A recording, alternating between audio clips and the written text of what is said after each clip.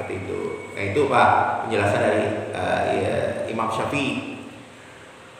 Wadahaba ba'dul ulama'i, dan pendapat sebagian ulama. Nah ini juga kita enaknya kitab ini Pak, kita bisa mengetahui semua pendapat ulama yang berbeda dan yang sama dengan kita. Jadi kita wawasannya jadi luas.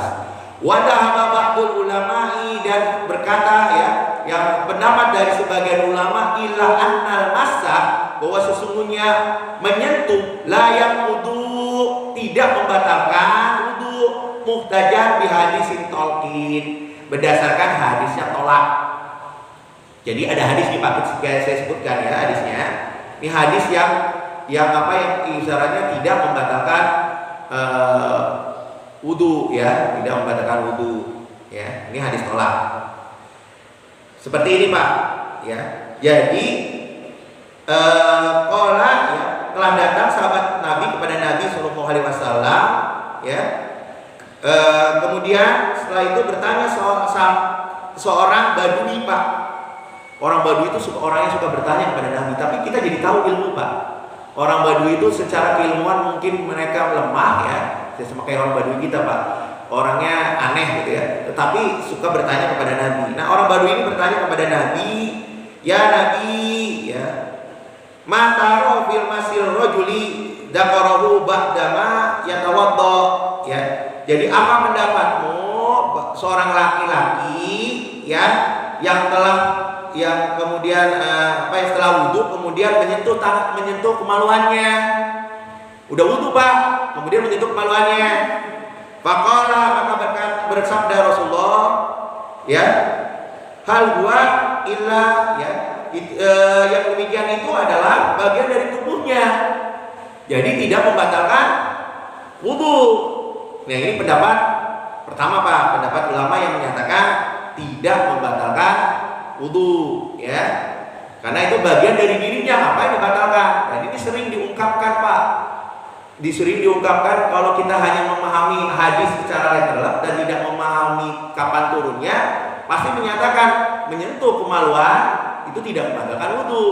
Nah hati-hati Pak ya, maka kita harus tahu semuanya ya. Wa hujjatu Syafi'iyyu ya, maka hujahnya Syafi'iyah ya, maksudnya para ulama Syafi'iyah, hadisu Busrata ibnu Sofwan radhiyallahu anha ya.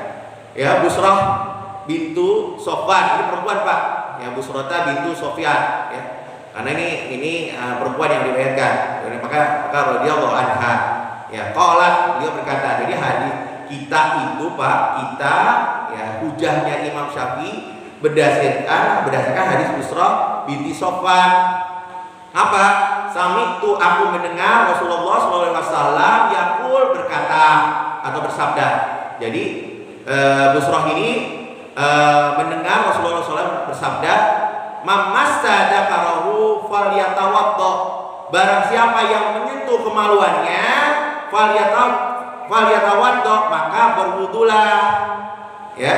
Shahahul Imam Ahmad, dan hadis ini disahihkan oleh Imam Ahmad, wa Tirmizi, dan Imam Tirmizi, wa ghairihima, dan selain daripada keduanya. Wa qala Hakim, dan berkata Imam Hakim, ini juga ahli hadis, wa ala sartil shaykhaini, jadi ini atas syarat dua imam, yaitu Imam Bukhari dan Imam Muslim.